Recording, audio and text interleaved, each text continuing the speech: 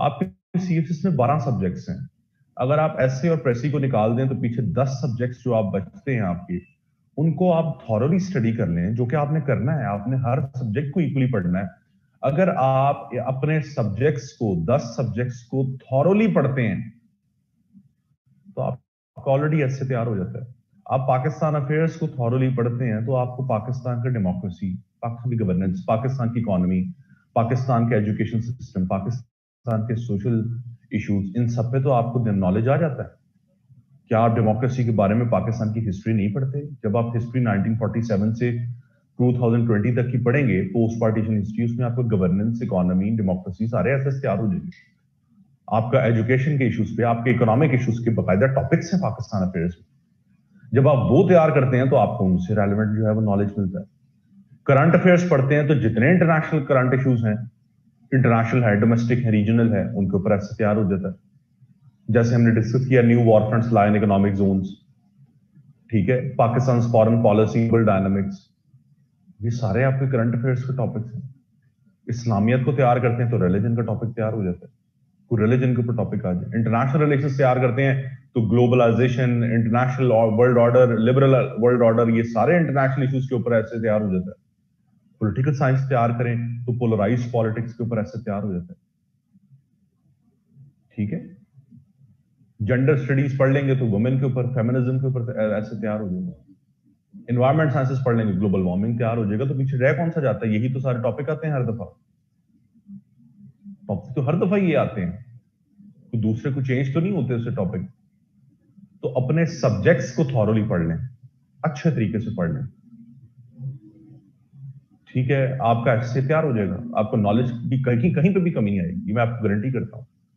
दूसरी दो चीजें मैं आपको बताऊंगा। एक, रोज अखबार पढ़ा करें। मैं इसकी चीज पे एम्फेसिस करता हूं। मैं जब भी करंट अफेयर स्टूडेंट्स को पढ़ाता हूं या ऐसे पढ़ाता हूं तो मैं उनको एक चीज कहता हूं, अखबार जरूर पढ़ें। ऐसे is all about updated arguments. आपने अपडेटेड आर्ग्यूमेंट्स जो है वो उसमें इनकॉर्पोरेट करने। कोई किताब आपको वो नॉलेज नहीं दे रही, आज क्या खबर है, आज की क्या डेवलपमेंट है, वो अखबार ही बता रही है। वो कोई आपको किताब नहीं बता रही, वो कोई आपको रिसर्च आर्टिकल नहीं बता रहा। रोज अखबार पढ़ा करें। में एडिटोरियल्स आते हैं, ओपिनियंस आते हैं। वो जो एडिटोरियल और ओपिनियंस होते हैं वो एक इशू के ऊपर एक एनालिसिस होता है राइटर का, उनको पढ़ा करें। उसमें से आपको आर्ग्यूमेंट्स मिलते हैं एक टॉपिक के ऊपर। एक अखबार में रोज डाइवर्सिटी ऑफ नॉलेज आप इनटेक करते हैं। आर्टिकल्स, ओपिनियंस मुख्तलिफ टॉपिक्स के ऊपर आए होते हैं, कभी गवर्नेंस, कभी इकोनॉमी, कभी डेमोक्रेसी, कभी किसी के ऊपर, कभी किसी के ऊपर। जब आप रोज अखबार पढ़ रहे हैं तो आप कितना डाइवर्सिफाइड नॉलेज रोज इनटेक कर रहे हैं। और आप लोग गलती क्या करते हैं, आप लोग सिर्फ अखबार पढ़ते हैं, आप उसको नोट डाउन नहीं करते। ये सबसे बड़ी गलती है, जिसका आपको फायदा कभी नहीं हुआ अखबार का। अखबार को रोज पढ़ें और उसके नोट्स बनाएं, उसको नोट डाउन करें। अपना एक रजिस्टर लें जो आपका न्यूज़पेपर रजिस्टर होना चाहिए। उसने क्या काम करना है, उस रजिस्टर में आपने ये काम करना है कि आप जो आर्टिकल पढ़ते हैं, आपको उसमें कुछ इंपॉर्टेंट इंफॉर्मेशन लगती है जो आपके मुताबिक आपको बात अच्छी उसमें लगती है, उसको अंडरलाइन कर लें। आर्टिकल को पढ़ते जाएं, उसकी चीजों को अंडरलाइन करते जाएं। एक रजिस्टर लें, रजिस्टर पे उस आर्टिकल का नाम लिखें, उसका यहां पर डेट डालें, किस दिन वो पब्लिश हुआ है, और आपने जो उसमें से इंपॉर्टेंट इंफॉर्मेशन है वो एक्सट्रैक्ट की है, आप उसमें से वो सारी बुलेट पॉइंट्स में यहां पर लिख दें। आप अगला लिखें पर वो टाइटल लिखें जो आपने वो पढ़ा है, आर्टिकल पढ़ा है, उसकी डेट डालें और नीचे बुलेट पॉइंट्स डालें। जब आप रोज 4 से 5 आर्टिकल्स पढ़ रहे हैं, उसको नोट डाउन कर रहे हैं, तो आप रोज का कितना नॉलेज, डाइवर्सिफाइड नॉलेज इनटेक कर रहे हैं। इसमें आपको फैक्ट्स एंड फिगर्स भी मिलेंगे, इसमें आपको आर्ग्यूमेंट्स भी मिलेंगे, इसमें आपको हर तरह की चीजें मिलेंगी। तो ये रोज पढ़ें, ये 1 से 2 हफ्ते करके देखें, आपको फायदा होगा। तीसरी चीज ये है कि एक सोर्स आपको बता देता हूं, नेशनल डिफेंस यूनिवर्सिटी की पब्लिकेशंस हैं, ndu.edu.pk पे आप जाएंगे तो पब्लिकेशंस हैं। इन पब्लिकेशंस में मार्गला पेपर्स हैं, इनके करंट और पास्ट इश्यूज पढ़ लें। इसमें आपका सारे का सारा करंट अफेयर्स, सारे का सारा पाक अफेयर्स और सारे का सारा एसए आपका कवर हो जाएगा। आपको कहीं और से पढ़ने की जरूरत नहीं है, कोई किताब, कोई कुछ पढ़ने की जरूरत नहीं है, किसी चीज की आपको जरूरत नहीं है। अगर आप मार्गला पेपर्स के करंट और पास्ट इश्यूज पढ़ लेते हैं, दैट्स इट। कोई आपको इंटरनेशनल मैगजीन्स पढ़ने की जरूरत नहीं है, foreign affairs, economist, foreign policy, Washington times, Washington post, New York times, कुछ पढ़ने की जरूरत नहीं है, सिर्फ मार्गला पेपर्स पढ़। सबसे आसान का। अब आपके यही तीन ही आपका यूएसएसपी के बहुत से टॉपिक, आपके आईआर टॉपिक यहां से कवर हो जाएंगे। तो ये मार्गला पेपर्स आपको 3 से 4 5 सब्जेक्ट्स में जो है हेल्प आउट कर रहे हैं। ठीक है जी। तो ये एक मैंने आपको आसान तरीका बताया है, इसको आप करके देखें, आपको इसका फायदा होगा। और ये जो नॉलेज इनटेक करना है, ये एक स्लो प्रोसेस होता है। ये आप एक दिन में या आधे दिन में नहीं कर सकते, इसको टाइम लगता है। तो घबराना आपने शुरू में नहीं है कि आपको 2 3 4 दिन लगेगा, आपको लगेगा ये तो बहुत स्लो प्रोसेस है, हम 2 या 3 या 4 दिन में तो सिर्फ 5 या 6 या 7 आर्टिकल्स पढ़ पाए, हम एक ऐसे फुल फ्लेज कैसे लिखेंगे टॉपिक के ऊपर। कोई बात नहीं, आप 1 महीना प्रैक्टिस करके देखें, 1 महीना ही पढ़ें चीजें, अखबार पढ़ें, इन चीजों को पढ़ें, अपने सब्जेक्ट्स को कवर करते जाएं। फिर आप देखें जहां से मर्जी टॉपिक आ जाए, आपने सिर्फ ब्रेनस्टॉर्मिंग करनी है उसके ऊपर। मार्गला पेपर्स के 2020 के भी आ चुके हैं, आप करंट इश्यूज में 2020 के देखें, 2020 के आ चुके हैं। तो ये काम करें और आपको इसका फायदा होगा। ठीक है, यहां तक क्वेश्चन है जी इससे रेलेवेंट तो आप मुझसे पूछ सकते हैं।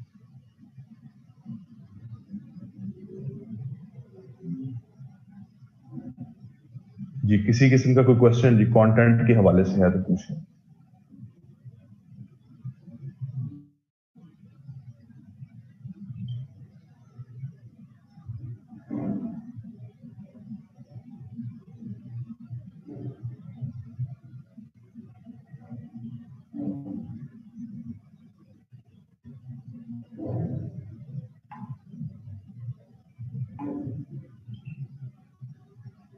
टॉपिक रीड करते हैं बट भूल जाता है, उसको कहते हैं। देखें जी, आप ना टॉपिक को जब पढ़ते हैं उसको ना डिस्कस किया करें। एक चीज कभी भी क्रैमिंग नहीं आप करते। CSS is not about cramming. आपको जो चीज मैं समझ सकता हूं, आप जो चीज पढ़ते हैं वो आपके ज़हन से निकल जाती है। आप एक चीज को पढ़कर ना एक दूसरे से डिस्कस किया करें। ये एक आइडियल टाइम है। आप में से जो लोग 21 में अपीयर होना चाह रहे हैं, और आई होप आप सब लोग ही तकरीबन 21 में अपीयर होना चाह रहे होंगे, तो ये एक आइडियल टाइम है जहां पर 3 साढ़े 3 4 महीने आपके एग्जाम्स में रह गए। यहां पर आपकी ग्रुप स्टडी जो है बहुत मैटर करती है। एक चीज को पढ़ें, एक चीज को पढ़कर आपस में डिस्कस करें। जितना ज्यादा डिस्कस करेंगे वो चीजें आपके दिमाग में बैठ जाएंगी। अदरवाइज ऐसे तो आप क्रैम ही नहीं कर सकते। वो चीज क्रैमिंग नहीं हो सकती ऐसे। डिस्कस किया करें एक दूसरे के साथ। उस्मान पूछ रहे हैं कि ऐसे में क्या हमको रेलेवेंट थीरीज जो है वो इनकॉर्पोरेट कर सकते हैं। उस्मान, कर तो सकते हैं, लेकिन जो एग्जामिनर है ना वो इंग्लिश लिटरेचर का बंदा है, उसने इंग्लिश लिटरेचर पढ़ा। अगर आप उसको पॉलिटिकल साइंस की या इंटरनेशनल रिलेशंस की या इकोनॉमी की थीरीज बताना शुरू कर देंगे, उसे समझ नहीं आएगी। तो थीरी अगर है जो कि आसानी से वो अंडरस्टैंड कर सकता है तो जरूर उसको बताएं। अगर कोई बहुत टेक्निकल थीरी आ गई है जो उसकी समझ में नहीं आ रही, तो वो इस तरह के टेक्निकल जार्गन इस्तेमाल ना करें। हमने उसको समझाना है ऐसे कि वो एक लेमैन है। ठीक है, ये उसकी फील्ड नहीं है। इकोनॉमी पे ऐसे आ जाता है, बहुत टेक्निकल बातें ना करें, उसके अंदर बहुत मुश्किल मुश्किल बातें ना करें। उसे ग्राउंड रियलिटीज बताएं, पाकिस्तान के मसले क्या है। कोई थ्योरेटिकल इंप्लीमेंटेशन बताने की जरूरत नहीं है। इसी तरह से इंटरनेशनल रिलेशंस की किसी टॉपिक पे आ जाता है, आईआर की थीरीज को इनकॉर्पोरेट ना करें। अगर तो आप समझते हैं हाँ ये थीरीज की समझ आ जाएगी, जो मैं बात कर रहा हूँ और उसको रिलेट कर रहा हूँ अपने आर्गुमेंट के साथ, तो जरूर करें, अच्छी बात है। ठीक है, लेकिन कोई टेक्निकल बात नहीं करनी। Is there any specific length criteria to count the words like number of sheets that are recommended to get? नहीं, स्पेसिफिक क्राइटेरिया तो नहीं है उसमें। आप अगर अपने नंबर वर्ड काउंट करना चाहते हैं तो आप सिंपल ये करें कि आपने एक पेज के ऊपर जो एक फुल जो पेज लिखा है उसकी आप फर्स्ट लाइन के वर्ड्स गिन लें। लेट सपोज वो 5 है, और नंबर ऑफ लाइंस गिन लें। लेट सपोज लाइंस टोटल जो है वो एक पेज पे 15 है और आपने एक लाइन में जो है वो 6 वर्ड्स लिखे हैं, तो 15 को 6 से मल्टीप्लाई करेंगे तो आपके पास एवरेज आ जाएगी कि आप एक पेज के ऊपर 90 वर्ड्स लिख रहे हैं। तो इसी तरह पेज काउंट कर लें कि आपने टोटल लिखे हैं 90 को, आप अगर आपने 10 पेज लिखे हैं तो वो आपको पता चल जाएगा कि 900 वर्ड्स बनते हैं। अगर आपने 20 पेज लिखे हैं तो वो आपको पता चल जाएगा कि ये 1800 वर्ड्स बनते हैं। ठीक है, तो इस तरह से आप ये नहीं कि आपने एक एक जो है वर्ड को गिनने बैठ जाना, ऐसे नहीं होता ना, एग्जामिनर गिनता है, एक अंदाजा ही होता है। मसलन 15-16 पेजेस अगर आप लिखते हैं तो वो 1800 to 2000 वर्ड्स बन जाते हैं, लेकिन डिपेंड करता है आपकी राइटिंग के ऊपर। अगर आपकी राइटिंग बहुत छोटी छोटी है, उस पर आप 15 से 20 पेजेस लिखेंगे तो वो तो 4000 वर्ड्स बन जाएंगे। लेकिन अगर आपकी राइटिंग बहुत बड़ी है, फिर आप 15 या 20 सफ़ों पे एक अपना ऐसे लिखते हैं तो वो आपकी मुश्किल से 1400-1500 वर्ड्स बनेंगे। डिपेंड करता है राइटिंग पे, इसका कोई खास क्राइटेरिया नहीं है। आपकी एक सिंपल इसका ये है कि आपकी एक जो है ना वो इतनी कॉम्प्रिहेंसिव लेंथ जरूर होनी चाहिए कि एग्जामिनर को ये ना लगे कि बहुत छोटा लिख दिया या बहुत ज्यादा लंबा लिख दिया। वो एवरेज मैंने आपको बता दिया 15-16 पेजेस होते हैं आपके सीएसएस के, इतने आप लिख दें, 13 से 16-17 की रेंज में आप लिख दें तो आप कैसे पास हो जाता है। लेंथ दरअसल मैटर नहीं करती, क्वालिटी मैटर करती है, लेकिन खैर लेंथ भी किसी एक स्टैंडर्ड पे जाकर जो है वो करती है। अगर आप 3 पेजेस कैसे लिखाएंगे तो अब लेंथ तो मैटर करेगी वहां पर, लेकिन अगर आप 15 पेजेस कैसे लिख रहे हैं और अच्छा लिख रहे हैं, क्वालिटी दे रहे हैं, तो आप कैसे पास हो जाएगा, उसमें कोई ऐसी बात नहीं है।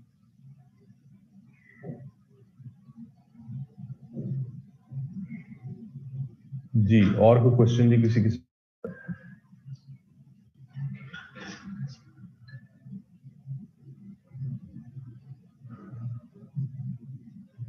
अच्छा जी, ये अमीर हमजा पूछ रहे हैं कि जी set examiner barely has 1 to 2 minutes to check a paper, does quality really matter then if we can't check the entire? देखिए जी, बात ये है कि एग्जाम क्वालिटी का स्टैंडर्ड क्या है, what is the definition of quality?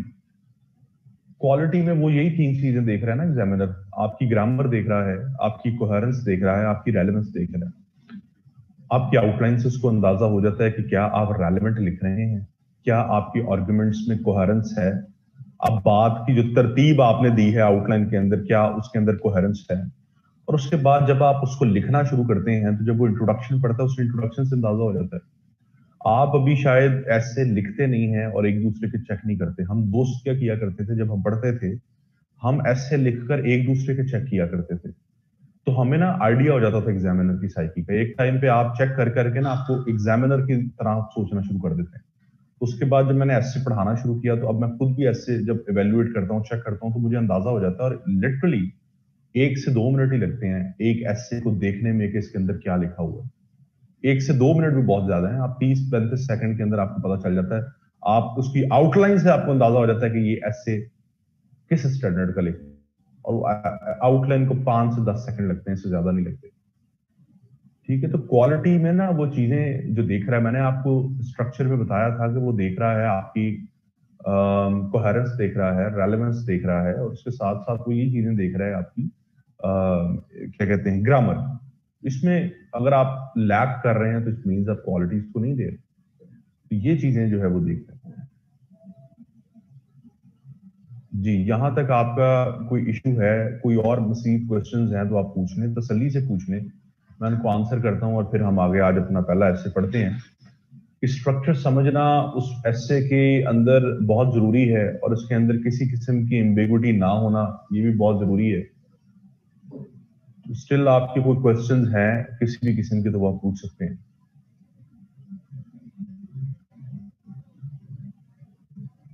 यार ये थोड़ा ठंडा ला दें पानी, पानी ठंडा नहीं है, ये थोड़ा सा ठंडा ला दें। If factually accuracy can be compromised, do we really need to gather that much data when we can improvise during essay?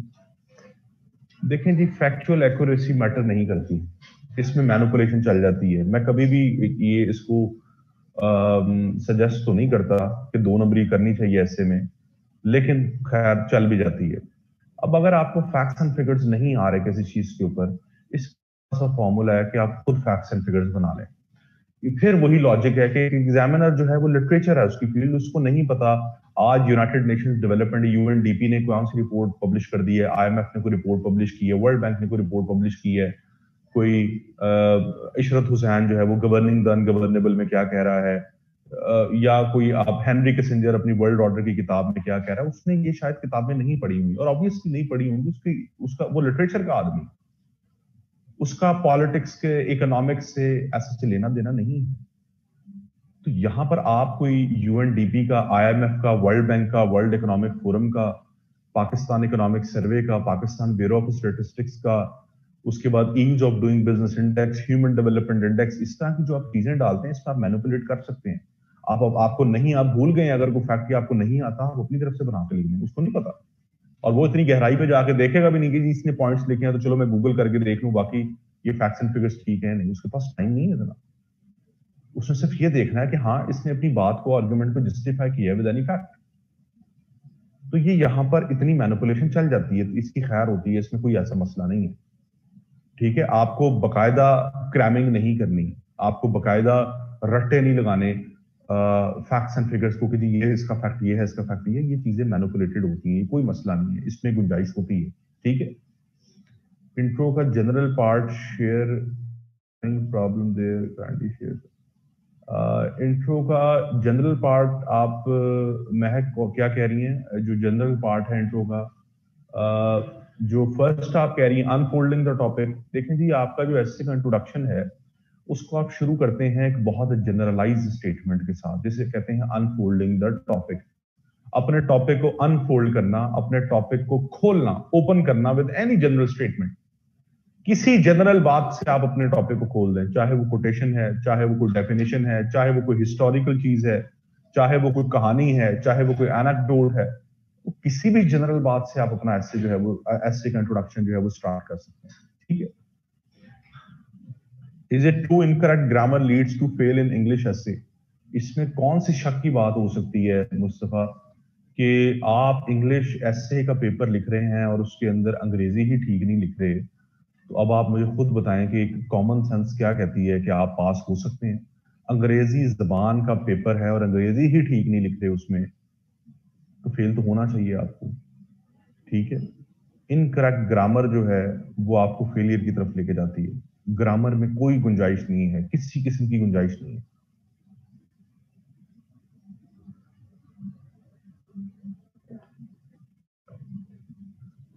If someone wishes to push for a mark north to 60 marks, what sort of a technique would you advise? देखिए, 60 या 70 number लेना चाहते हैं तो फिर आप argumentative assess को attempt करें। ठीक है, लेकिन ये एक रिस्क है, मैंने आपको बताया था, ये रिस्क इस वजह से है कि आप 60 या 70 को अचीव करते करते 6 या 7 पे भी फेल हो सकते हैं। उसकी मैंने रीजन आपको बहुत एक क्लियरली बताई थी कि एस्से के अंदर सब्जेक्टिविटी का एलिमेंट बहुत ज्यादा होता है, खास तौर पर जो आर्गुमेंटेटिव एस्से होते हैं। ठीक है जी, आपने सीएसएस क्लियर किया था इसलिए पूछा, थोड़ा सा इररिलेवेंट आ रहा है, यहाँ से रेफरेंस देते हैं आयात की, क्या जरूरी है कि अच्छा जी, ये थोड़ा सा इन्होंने सवाल पूछ लिया, चले मैं इसको एड्रेस कर देता हूँ। ये पूछ रहे हैं जी, इस्लामियत में जो रेफरेंस देते हैं आयत का, जरूरी है कि एग्जैक्ट आयत नंबर ऐड किया जाए? देखें, अगर आपको आयत नंबर नहीं आता तो ना ऐड करें, अगर आप गलत ऐड कर देते हैं तो उसका एक बहुत नेगेटिव इंप्रेशन पड़ेगा। इसी तरह से आपको अगर आयत की अरबी नहीं आती तो ना लिखें अरबी, अगर अरबी गलत लिखेंगे तो वो ज्यादा एक बुरा इंपैक्ट पड़ेगा। तर्जुमा लिख दें और आप कुरान की जो सूरत है उसका नाम नीचे लिख दें। आयत नंबर लिखना लाजमी नहीं है, अगर आपको नहीं याद, लाजमी नहीं है। ठीक है, by the way this is called lack of coherence. आप ऐसे की बात करते करते अचानक डेविएट हो गए इस्लामियत पे, लेकिन मैं आपको कुछ कह नहीं रहा, मैं सिर्फ ये बता रहा हूं कि this is called lack of coherence. इसे कहते हैं कोहेरेंस का कम होना अपने ऐसे में। चलें जी, अच्छा जी, आगे बात करते हैं अपने ऐसे की तरफ चलते हैं। हमारा जो पहला ऐसे है,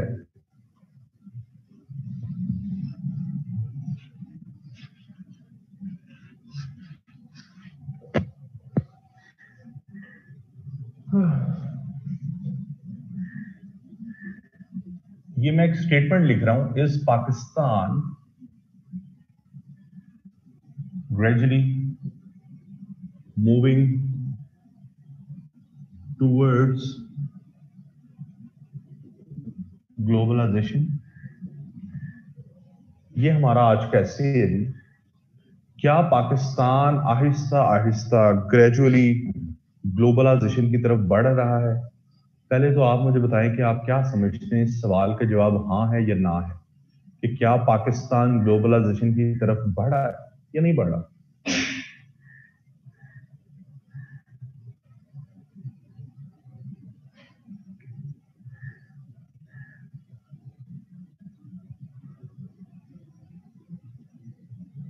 बढ़ रहा है, ठीक है। जैसे आप सब लोग कह रहे हैं कि बढ़ रहा है, जी बिल्कुल बढ़ रहा है। मैंने आपको बताया था कि जब आप एक टॉपिक चूज कर लेते हैं, उसके बाद जो आपका स्टेप वन होता है वो होता है decoding of the topic. Decoding of the topic. जब कोडिंग करते हैं, इसमें दो तरह के आइडियाज आते हैं, मेन आइडियाज एंड अलाइड और लिंकिंग आइडियाज। अब आप मुझे बताएं कि इसमें मेन आइडिया आपको कौन सा नजर आ रहा है? मैंने आपको बताया था मेन आइडिया हमेशा वो होता है जो हमें नजर आ रहा होता है, स्टेटमेंट में सामने नजर आ रहा होता है। तो मेन आइडिया इसमें क्या है?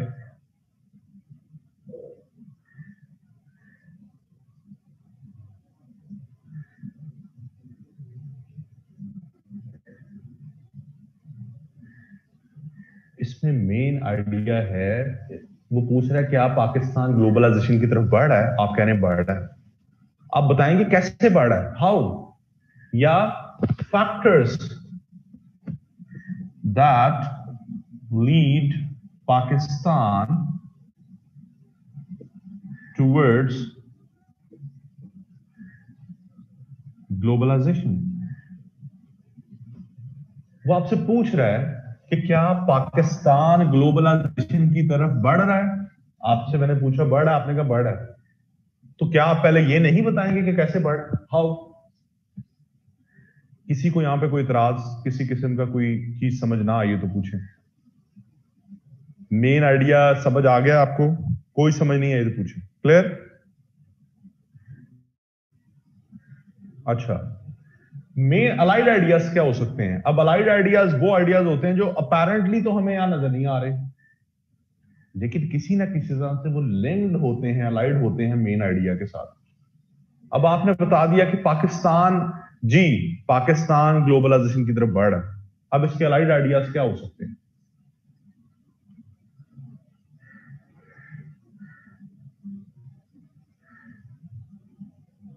जाहिदा वो तो हमने बोल दिया ना मेन आइडिया में कि कैसे पाकिस्तान बढ़ा है ग्लोबलाइजेशन की तरफ, हाउ।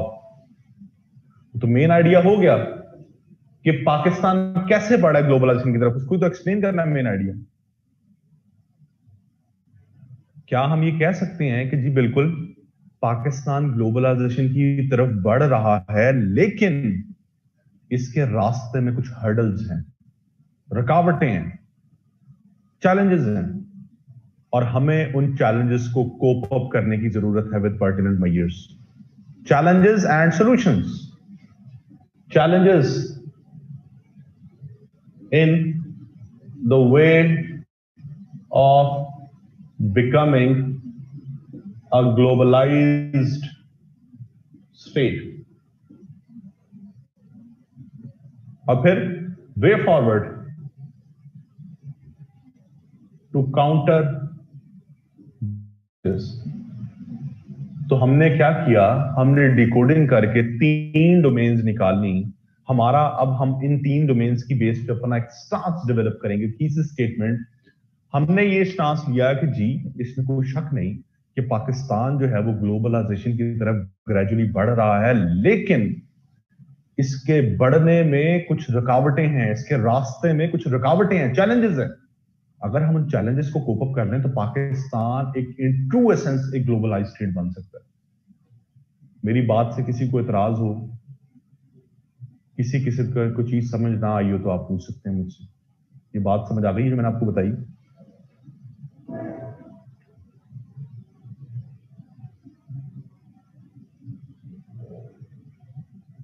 समझ आ गई जी? चलें, अब आप लोग क्या करें, आप सब लोग अपनी अपनी थीसिस स्टेटमेंट बनाएं इसी के ऊपर। स्टांस तो मैंने आपको बता दिया, उसको सिर्फ इंग्लिश में कन्वर्ट करना है बस। ये 3 चीजें हैं, इसकी बेस पे आप लोग जरा अपनी थीसिस स्टेटमेंट बनाएं और यहाँ टाइप करके मुझे भेजें। मैं पढ़ता हूँ और आपको बताता हूँ कि इसमें क्या क्या गलती है। ठीक है,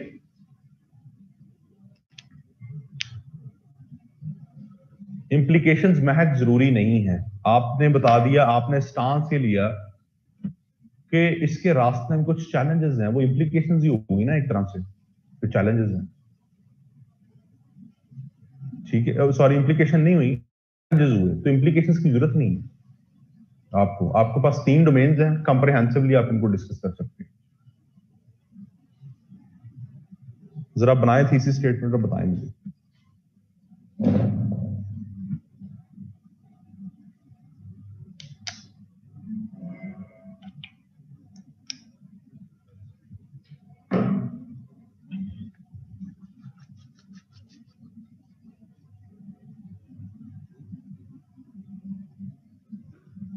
मरियम, यहां पर आप ग्लोबलाइजेशन को आउटलाइन में डिफाइन कर सकते हैं, कोई बात नहीं है, लेकिन थीसिस स्टेटमेंट में डिफाइन करना। आप फिलहाल थीसिस स्टेटमेंट अभी इसके ऊपर बनाए, मैं फिर आपको बताता हूं उसका।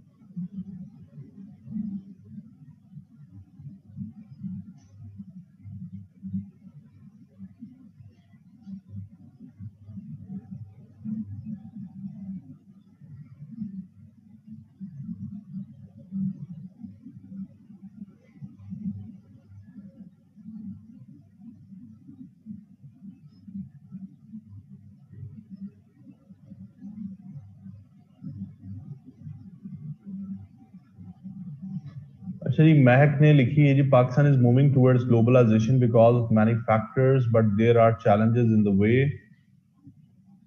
इन इट्स वे होगा, Pakistan can adopt different strategy to deal with these hindrances. Very good. Amir Hamza, Pakistan steady and gradual shift towards globalization has become as a sigh of relief after years of security instability। अमीर, ये बहुत लंबी आपने लिख दी है, ये बात नहीं, इतनी लंबी तमहीद नहीं माननी, सिंपल बताएं कि पाकिस्तान ग्लोबलाइजेशन की तरफ बढ़ा है, जैसे महक ने बनाई है। However, the process of globalization is not without its challenges and hindrances. In order to achieve the maximum benefits of globalization, Pakistan will need to keep on track of favorable policies which make Pakistan globalized hub। हाँ जी ठीक है, लेकिन इसको थोड़ा सा आप compress करें, बहुत लंबी बना दी आप। Pakistan lies in the list of lies, कहाँ पे है? Pakistan lies in the list of developing nations which is moving towards globalization slowly and steadily। Pakistan is having some hurdles in his way towards globalization। इसमें आपने solutions का जिक्र नहीं किया उस्मान, ये simple,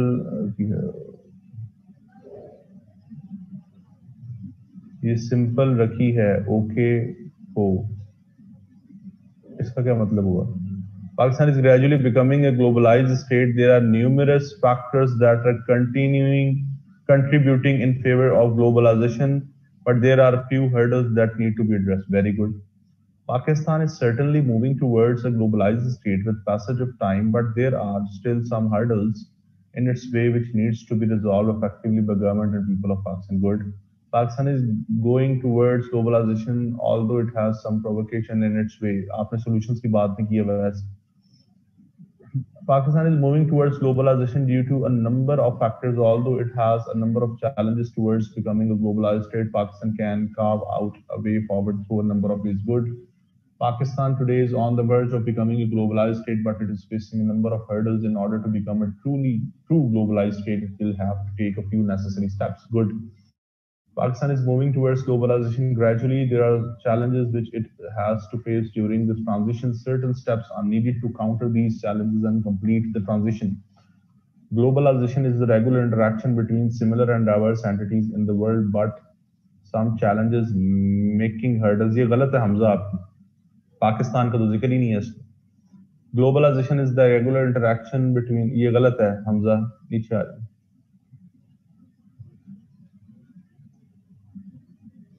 Although Pakistan is moving towards globalization, it has to face multiple challenges which need concerted efforts to have a smooth journey towards globalization.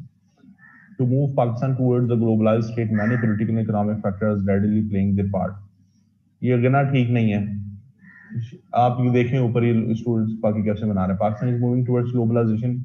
For that matter, many initiatives have आएगा, has नहीं आएगा, have been taken, but somehow Pakistan is facing challenges and there is a dire need to encounter it. ठीक है. Mahnoor लिख रही हैं, Pakistan is gradually moving towards globalization due to many aspects, but there are some hinders. Hinders तो verb होता है, आप noun है इस्तेमाल करना है. Hindrance कहेंगे यहाँ पे, hindrances कहेंगे. To do so and will try to cope with these hurdles to become a globalized state. Good. नीचे आ जाएंगे. Nayab, a commendable move of Pakistan towards getting globalized will definitely have a jagged path. The empirical steps will provide a way to move forward. इसमें आपने challenges की बात नहीं की नायाब.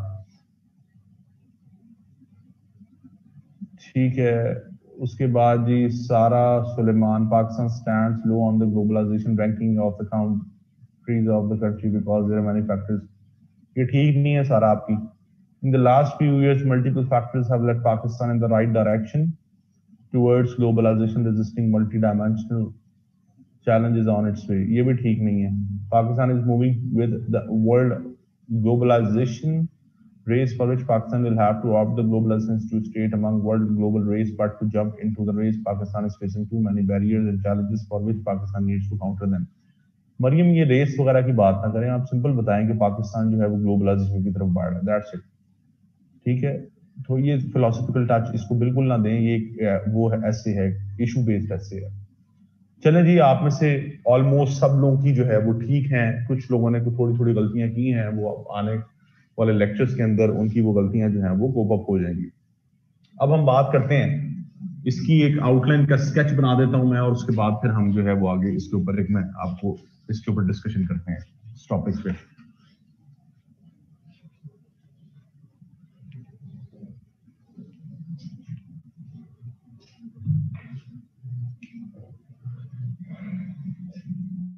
Outline का structure ये होता है जी, सबसे पहले तो इंट्रोडक्शन आएगा. इंट्रोडक्शन के बाद मेन हेडिंग आएगी, factors leading Pakistan towards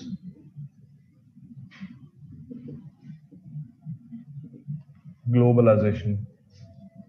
ABCDE. इसका स्केच में से बना रहा हूं, ये मैं एक एक पॉइंट को भी एक्सप्लेन करूंगा, ठीक है, लेक्चर में. अच्छा जी. Number 3, challenges for Pakistan to become a truly globalized state.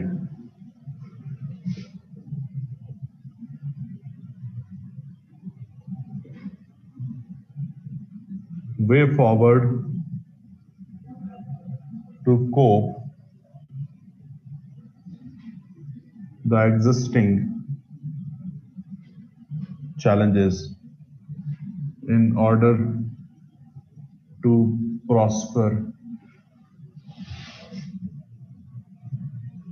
Pakistan in global arena. ABCDE.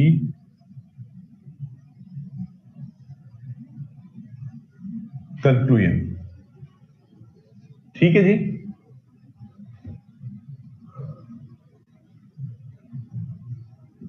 ये एक स्ट्रक्चर होता है आपके आउटलाइन का। अब ये जिन लोगों की बाद में आई है जी, अब ये मैं फिर नेक्स्ट क्लास में आप बाकी कीजिएगा। मेरे लिए पॉसिबल नहीं है सब लोगों की थीसिस स्टेटमेंट्स पढ़ना एक क्लास में, हम भी बाकी चीजें नहीं पढ़ सकेंगे अपनी। अच्छा जी, ये एक स्ट्रक्चर है, स्टैंडर्ड स्ट्रक्चर है आउटलाइन का। तो इस तरह से आपकी आउटलाइन बनेगी। इसके ऊपर कोई किसी किस्म का इशू है तो पूछें, अदरवाइज फिर मैं आगे स्टार्ट करता हूँ अपनी बात इसके ऊपर।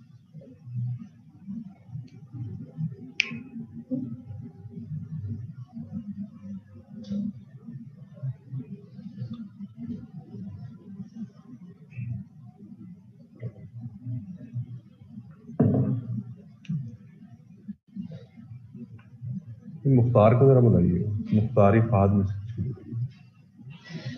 अच्छा जी, सबसे पहले बात स्टार्ट करते हैं अपने ऐसे पे। ऐसे का टॉपिक है हमारा कि क्या पाकिस्तान ग्लोबलाइजेशन की तरफ बढ़ रहा है, is Pakistan gradually moving towards globalisation. हमें इस टॉपिक से पहले ये समझना है कि what is the concept of globalisation. हमें पहले ये समझने की जरूरत है कि ग्लोबलाइजेशन इटसेल्फ क्या है। ठीक है, समझने के बाद फिर हम आगे बात करते हैं कि पाकिस्तान ग्लोबलाइजेशन की तरफ कैसे बढ़ रहा है। ठीक है। अच्छा जी, ग्लोबलाइजेशन का जो कॉन्सेप्ट है, आप अगर कोई डिफाइन करना चाहे आप में से, तो वो आप डिफाइन कर सकते हैं। उसके बाद फिर मैं एक अपनी डेफिनेशन से स्टार्ट करूंगा और फिर उसको मैं एक्सप्लेन करता जाऊंगा। आप में से कोई शख्स जी जो डिफाइन करना चाहे what is globalisation.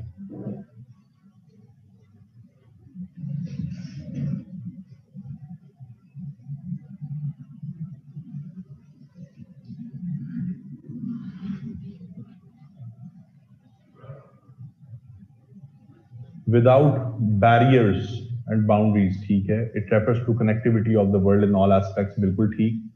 A well connected world with open borders, बिल्कुल सही है। इंटरनेशनल एक्सेस भी ठीक है। Integration of economy of a country with the economies of other countries under conditions of free flow of trade, ठीक है। Coffee का कहा था मैंने उसको, बगैर उसके कर दें। Global village, connectivity of world, international organizations operating on an international scale, the world coming together due to increasing connectivity and cooperation, regular interaction, process of interaction among people, companies and government worldwide, free trade। अच्छा जी, आप लोग बिल्कुल सही बताइए। आप सब लोगों ने, आप में से किसी इंडिपेंडेंस, किसी ने कहा इंटरकनेक्टिविटी, किसी ने कहा जी कॉपरेशन कोऑर्डिनेशन, किसी ने कहा जी free flow of trade without any borders, without any barriers. फिर किसी ने कहा कि जी interaction of people, companies and international governmental organisations. ये सारी डेफिनेशंस ग्लोबलाइजेशन की अम्ब्रेला के अंडर आती हैं। मैं एक सिंपल सी डेफिनेशन लिखता हूं कि ग्लोबलाइजेशन, यहां से हम अपनी बात स्टार्ट करते हैं। Globalisation is regular interaction between, globalization is a regular interaction between similar and diverse entities in the world। ये डेफिनेशन है ग्लोबलाइजेशन की।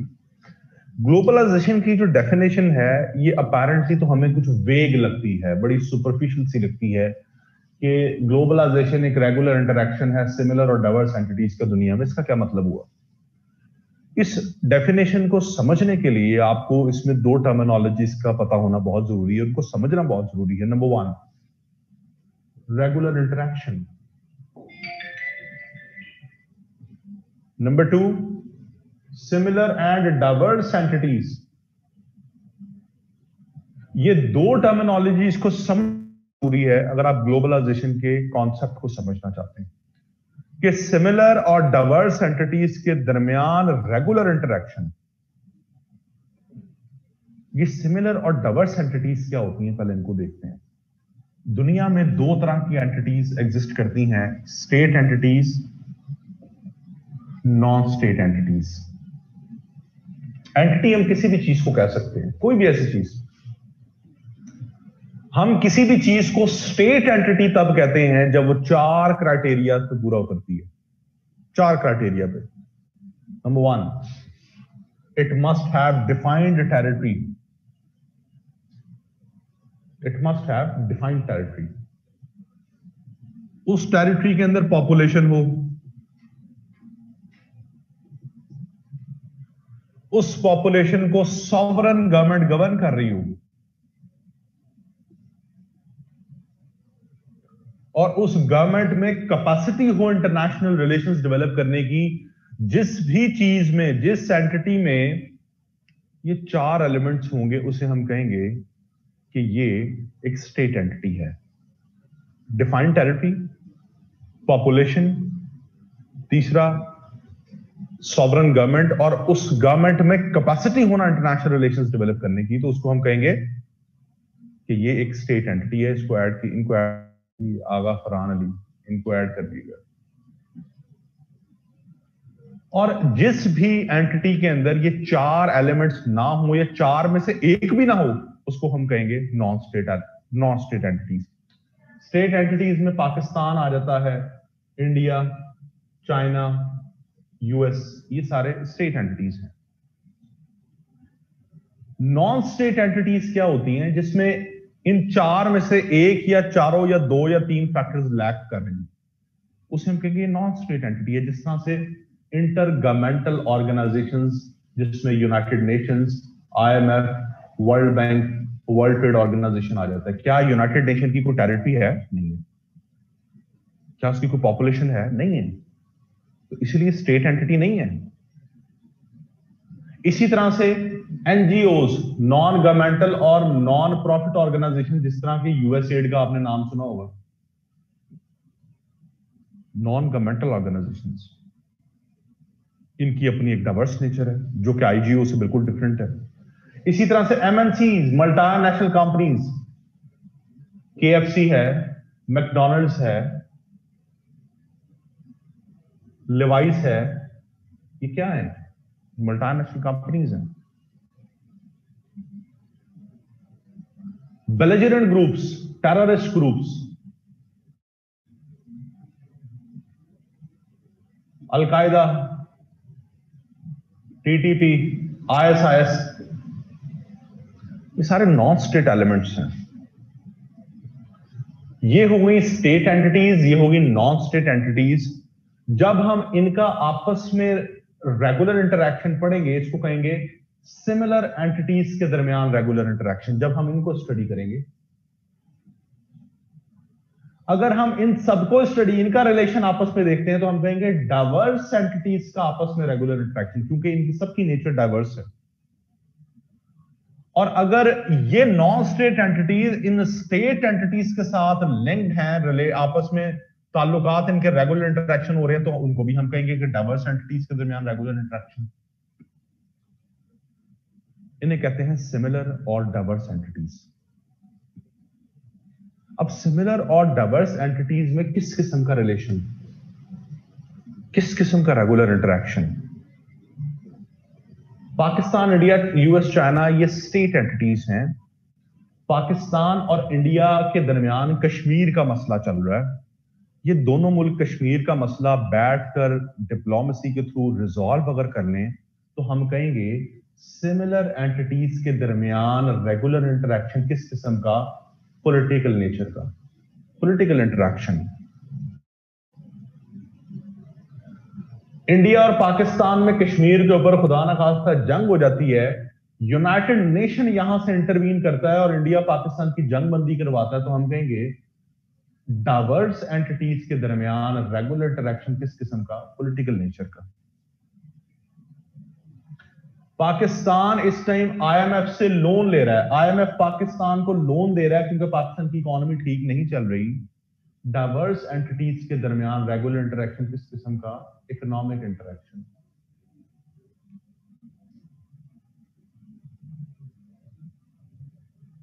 कोरोना वायरस आया, उसमें चाइना ने पाकिस्तान की मदद की with equipments, medical equipments, with medical facilities.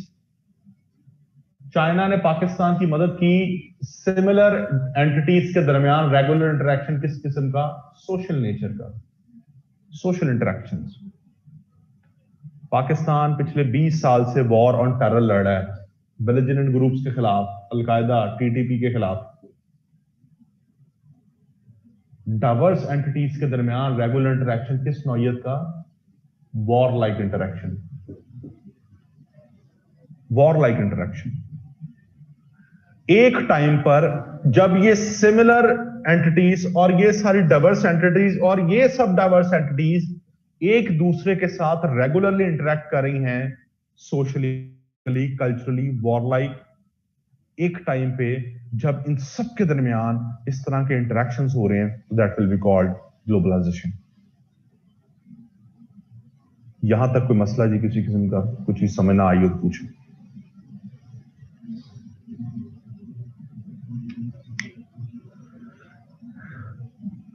Ji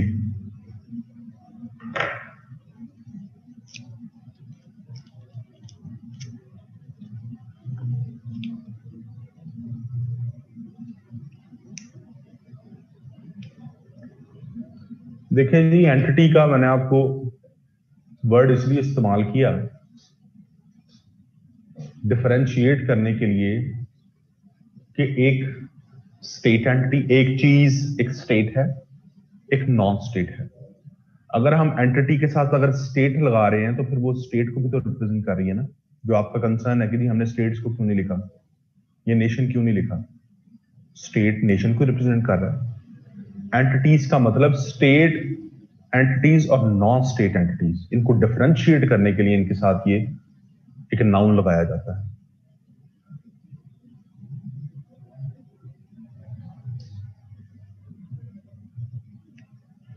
intro में आप लिख सकते हैं, इंट्रो में आप डिफाइन कर सकते हैं ग्लोबलाइजेशन को, ठीक है। आप एंटिटीज की जगह एक्टर्स कर लें, कोई ऐसी बात नहीं, आप एक्टर्स भी लिख सकते हैं। ये तो मैं आपको समझाने के लिए कहा है, इतनी गहराई में तो जाने की वजह जरूरत नहीं है जितनी आप गहराई में चले गए। आप एक्टर्स कर लें, एंटिटीज कर लें, कुछ भी कर लें आप।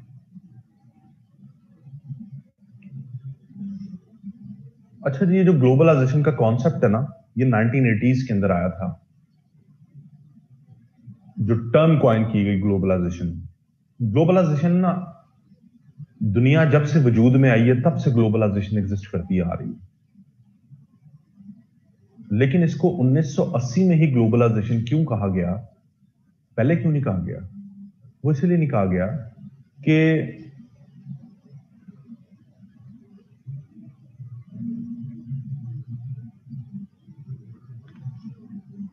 ये जी इंट्रोडक्शन में थीसिस स्टेटमेंट आती है। मैंने आपको पहले भी बताया था कि थीसिस स्टेटमेंट इंट्रोडक्शन के अंदर आती है,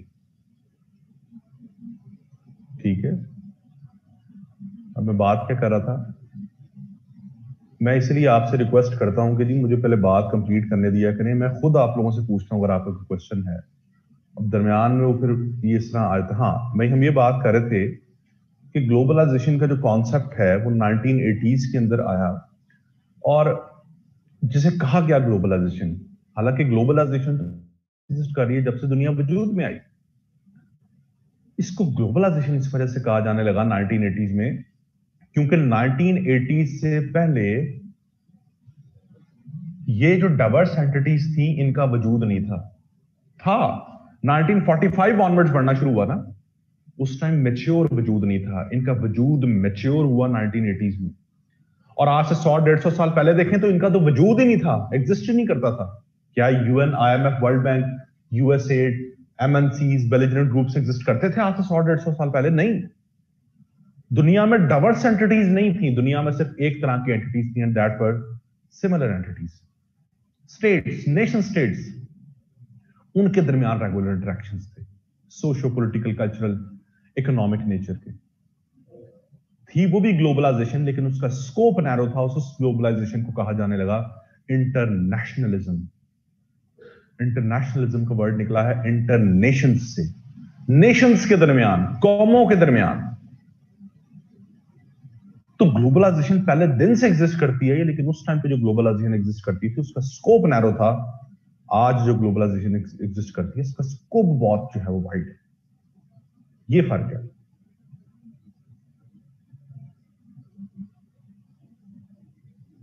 ग्लोबलाइजेशन का कॉन्सेप्ट समझ आ गया जी? यहां तक कोई किसी किस्म का मसला पूछे?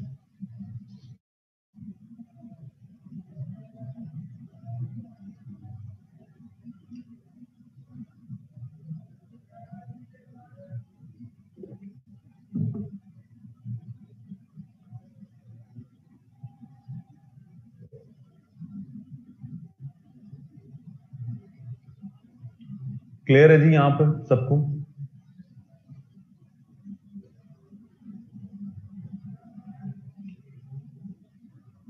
अब हम बात करते हैं कि पाकिस्तान ग्लोबलाइजेशन की तरफ कैसे बढ़ रहा है। मैं ये ऐसे आपको थोड़ा एक्सप्लेन करने से पहले बताता चलूं, आपको थोड़ा सा जरा इस चीज पे लाने के लिए कि आप लोगों को, जो स्टूडेंट्स को डर होता है ना ऐसे का, कि ऐसे पता नहीं कितनी कोई मुश्किल चीज है। ये जो मैं अभी चीजें एक्सप्लेन पूरी आउटलाइन को करने जा रहा हूं, मुझे नहीं पता कि आप लोगों की कितनी तैयारी है कितनी नहीं तैयारी, लेकिन मैं आपको गारंटी से कहता हूं कि ये सारे का सारा ऐसे आप सबको आता है, आप सबको आता है। ये जो मैं पॉइंट्स अभी सारे एक्सप्लेन करूंगा, ये सारे के सारे आपको आते हैं। तो ऐसे में असल चीज होती है कि अगर आप टॉपिक को इंटरप्रेट कर लें, उसका स्टांस सही बना लें, तो ऐसे लिखना बहुत आसान है। अभी जो हमने आउटलाइन बनाई है ना, हम सबसे पहले इन फैक्टर्स को डिस्कस करेंगे कि पाकिस्तान कैसे ग्लोबलाइज्ड हो रहा है, पाकिस्तान को क्या चैलेंजेस हैं, पाकिस्तान के वे फॉरवर्ड क्या हैं। एक एक पॉइंट आपको आता है। अगर मैं आपको भी कहूं कि ये आउटलाइन है, इसके ऊपर ऐसे लिख दें, आप लिख देंगे। तो ऐसे एक बहुत आसान चीज है, इसको सर पे बिल्कुल सवार ना करें, सिर्फ प्रैक्टिस करें, टॉपिक्स को ज्यादा ज्यादा इंटरप्रेट करें, उनकी डिकोडिंग करें, उनके थीसिस स्टेटमेंट बनाएं, आउटलाइंस बनाएं, आपको डायरेक्शन मिल जाएगी। एक सही डायरेक्शन मिल जाए तो ऐसे लिखना तो बहुत आसान है। तो सबसे पहले बात करते हैं कि जी पाकिस्तान कैसे ग्लोबलाइजेशन की तरफ बढ़ रहा है।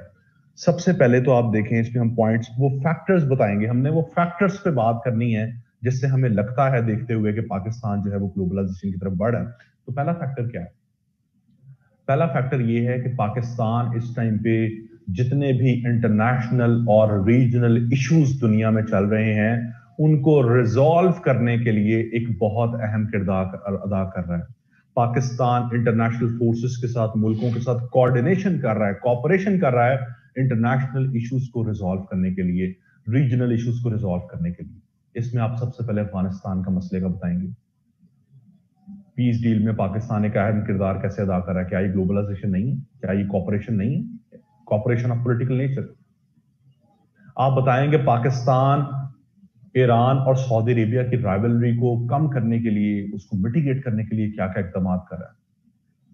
इमरान खान ने भी पिछले साल दौरा किया, इससे पहले नवाज शरीफ ने दौरा किया। दो बड़ी ताकतों के दरमियान, मुसलमान ताकतों के दरमियान पाकिस्तान रिलेशंस को जो है वो मॉडरेट करने की कोशिश कर रहा है। आप यहां बताएंगे कि पाकिस्तान और ईरान टेंशंस को कैसे मिटिगेट करने के लिए क्या क्या डिप्लोमेटिक जो है वो इनिशिएटिव्स दे रहे हैं। आप बताएंगे कि अभी रिसेंटली जो टर्की और सऊदी अरेबिया की गिरफ्त स्टार्ट होगी, उसमें पाकिस्तान एक मीडिएशन का रोल प्ले कर रहा है, उनकी आपस में सुलह करवाने के लिए, उनकी आपस में रिकंसिलिएशन करवाने के लिए। अगर अब एक पॉइंट के ऊपर आपको ये 3-4 बातें करनी पड़े, एक पैराग्राफ में ये एग्जांपल्स देनी पड़े और बताना पड़े कि पाकिस्तान कैसे एक मीडिएशन का कोऑपरेशन कर रहा है, पाकिस्तान कैसे कोऑर्डिनेशन कर रहा है वर्ल्ड पावर्स के साथ इंटरनेशनल इश्यूज को रिजॉल्व करने में, तो इसमें कौन सी मुश्किल बात है? पहला पॉइंट समझ आ गया। दूसरा point, Pakistan regional, Pakistan infrastructure corridors और एनर्जी कॉरिडोर्स के थ्रू रीजनल और ग्लोबल इंटीग्रेशन के अंदर एक बहुत अहम किरदार अदा कर रहा है। इसमें आप सीपैक की बात करें, वन बेल्ट वन रोड की बात करें, इसमें आप रशिया पाकिस्तान इकोनॉमिक कॉरिडोर आरपैक उसकी बात करें, इसमें आप एनर्जी पाइपलाइंस की बात करें, ईरान पाकिस्तान गैस पाइपलाइंस की बात करें, इसमें आप टापी की बात करें, तुर्कमानिस्तान अफगानिस्तान पाकिस्तान इंडिया जो गैस पाइपलाइन उसकी बात करें, कासा जो हाइड्रो इलेक्ट्रिक प्रोजेक्ट लग रहा है, central Asia south Asia project उसकी बात करें, north south gas pipeline Russia Pakistan बना रहे हैं उसकी बात करें, international north south transportation corridor उसकी बात करें।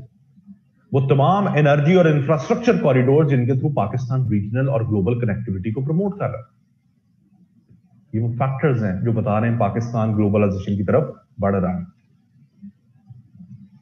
तीसरा पॉइंट, पाकिस्तान रीजनल ऑर्गेनाइजेशंस में एक बहुत अहम किरदार अदा कर रहा है, रीजनल लेवल पर मसाइल को रिजॉल्व करने और इंटीग्रेशन को प्रमोट करने के लिए।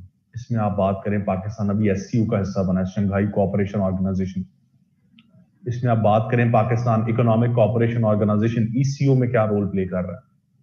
इसमें आप बात करें कि पाकिस्तान सार्क को एफिशिएंट बनाने के लिए इनिशिएटिव्स ले रहे हैं। एक एक पैराग्राफ लिखना इन चीजों में, एक पैराग्राफ में एग्जांपल्स देते जाना, सारे बात को जस्टिफाई करते जाना। कोई मुश्किल बात लग रही है इसमें? कोई ऐसी बात है इसमें जो ना आती हो आपको? इसके बाद पाकिस्तान इंटरनेशनल ऑर्गेनाइजेशंस के साथ कोऑपरेशन कर रहा है इंटरनेशनल इश्यूज को रिजॉल्व करने में, इंटरनेशनल प्रॉब्लम्स को रिजॉल्व करने में। पाकिस्तान हर साल यूएन पीस कीपिंग मिशन में अपनी फोर्सेस भेजता है ना, UN peace keeping mission. Pakistan FATF के साथ मनी लॉन्ड्रिंग और टेररिज्म फाइनेंसिंग को खत्म करने के लिए कोऑपरेशन कर रहा है।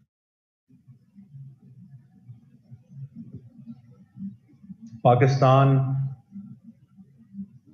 इस टाइम पे, हाँ यूएन का हो गया, एफएटीएफ का हो गया, पाकिस्तान न्यूक्लियर प्रोलिफरेशन को रोकने के लिए इस टाइम पे इंटरनेशनल फोर्सेस के साथ, यूएन के साथ काम कर रहा है। फोर्थ पॉइंट हो गया। इसके बाद आप बात करेंगे पाकिस्तान दुनिया में सबसे बड़ा मसला क्लाइमेट चेंज को कोप अप करने के लिए दुनिया के साथ कोऑर्डिनेशन कर रहा है और बिलियन ट्री सुनामी जैसे प्रोजेक्ट्स, पूरी दुनिया का जो एक मसला है क्लाइमेट चेंज, उसे कोप अप करने के लिए पाकिस्तान स्ट्रेटजीज बना रहा है। पाकिस्तान डिजिटाइजेशन में बहुत तेजी से ऊपर जा रहा है और पाकिस्तान ई कॉमर्स को प्रमोट कर रहा है, ई गवर्नेंस को प्रमोट कर रहा है, ई एजुकेशन, ई हेल्थ को प्रमोट कर रहा है, इलेक्ट्रॉनिक डिजिटाइजेशन के थ्रू, इलेक्ट्रॉनिक मींस के थ्रू, डिजिटाइजेशन के थ्रू लोगों का इंटरेक्शंस को फैसिलिटेट कर रहा है। क्या ये ग्लोबलाइजेशन नहीं है? पाकिस्तान कल्चरल ग्लोबलाइजेशन को सपोर्ट करता है, रिलीजियस ग्लोबलाइजेशन को सपोर्ट करता है, जहां पाकिस्तान करतारपुर बॉर्डर के थ्रू सिखों को जो है वो वेलकम कर रहा है, सिख पिलग्रिम्स को। पाकिस्तान हिंदू टेंपल्स को मजीद दोबारा रिकंस्ट्रक्ट कर रहा है, हिंदू एथनिसिटीज को प्रोटेक्ट करने के लिए, उनके टूरिज्म के लिए। पाकिस्तान ने अभी फरवरी में कोरोना से पहले कबड्डी का वर्ल्ड कप करवाया पाकिस्तान में। पाकिस्तान में पीएसएल हो रहा है, जहां से दुनिया से लोग आ रहे हैं क्रिकेट खेलने आते हैं। पाकिस्तान में कल्चरल डाइवर्सिटी है जो टूरिज्म को पाकिस्तान के अंदर प्रमोट कर रही है।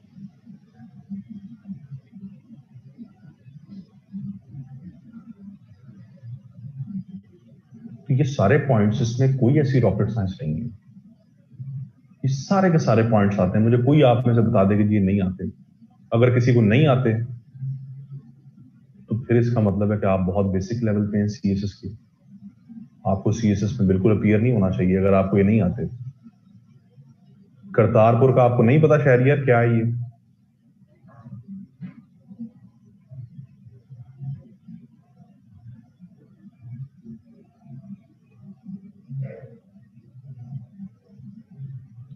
चलिए, अहमद कह रहे हैं कि जी ये सारी बातें जो आपने बताई हैं तो जहन में आ गई हैं, ये स्टेटमेंट देख के नहीं जज हुआ कि क्या लिखना है। ये ना एक स्लो प्रोसेस होता है। आप कभी भी पहली दफा में परफेक्शन अचीव नहीं कर सकते कि आप पहली दफा स्टेटमेंट देखें और आपको सारी ये चीज आती है। सोचना पड़ता है। इस अमल को कहते हैं ब्रेनस्टॉर्मिंग। थोड़ा जहन पे जोर डालना पड़ता है और ये पहले दिन चीजें आहिस्ता आहिस्ता आती हैं। तो इसका यही है कि आप इसको प्रैक्टिस करें, ज्यादा से ज्यादा प्रैक्टिस करें आप।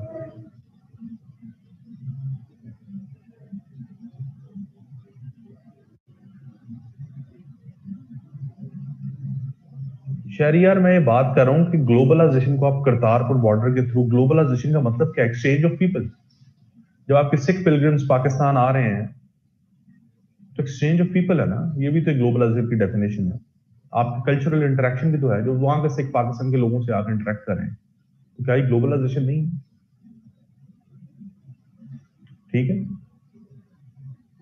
तो ये सारे पॉइंट्स वो हैं जहां पर आप बात कर रहे हैं कि पाकिस्तान कैसे ग्लोबलाइजेशन की तरफ बढ़ रहा है, पाकिस्तान कैसे इंटीग्रेशन की तरफ बढ़ रहा है। हाँ जी, बिल्कुल, इसमें स्टूडेंट एक्सचेंज प्रोग्राम्स आ जाएंगे, स्कॉलरशिप्स आ जाएंगी, जिसमें यहां से स्टूडेंट्स जाते हैं बाहर के मुल्कों में, बाहर के मुल्क से जो है वो स्टूडेंट्स पढ़ने आते हैं यहाँ पर। तो ये चीजें इसके अंदर आ जाएंगी। ठीक है जी। अब यहां पर हम बात करते हैं कि मसाइल क्या हैं। चैलेंजेस क्या हैं। अब ये भी आपको, इसमें भी कोई ऐसी रॉकेट साइंस नहीं है कि हमें पता ना हो कि मसाइल क्या है। मसाइल ये है, जरा यार कैमरा नीचे कर दें थोड़ा, कैमरा ना नीचे, वो एप्लीकेशन ही एप्लीकेशन खोलिएगा दूसरी वाली।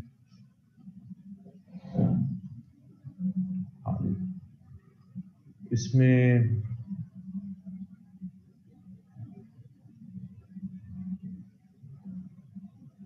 वीडियो पे जाएं जरा, ऑप्शन जो है, चलें ठीक है रहने दें आप, बस ठीक है आ रही, इसको मिनिमाइज कर दें। अच्छा जी, यहाँ पे आप चैलेंजेस किस किस्म के, सबसे बड़ा चैलेंज पाकिस्तान को जो ग्लोबलाइजेशन के रास्ते में है, पाकिस्तान ग्लोबलाइज सही तरीके से नहीं हो पा रहा, वो है टेररिज्म।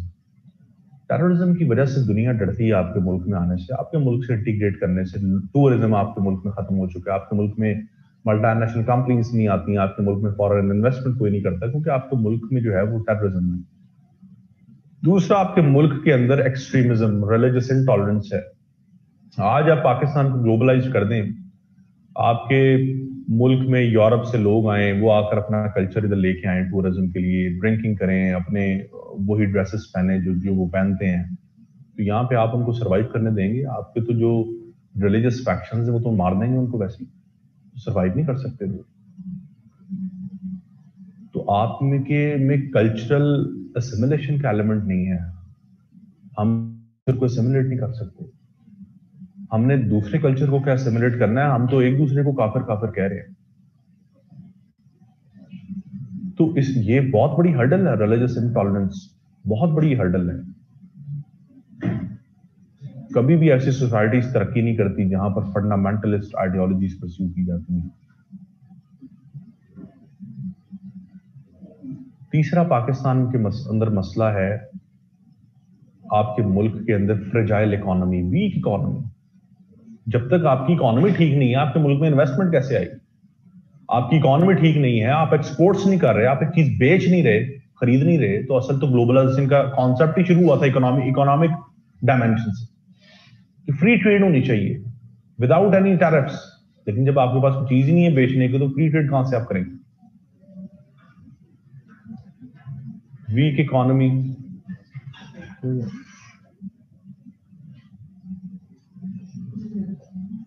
नहीं बस ठीक।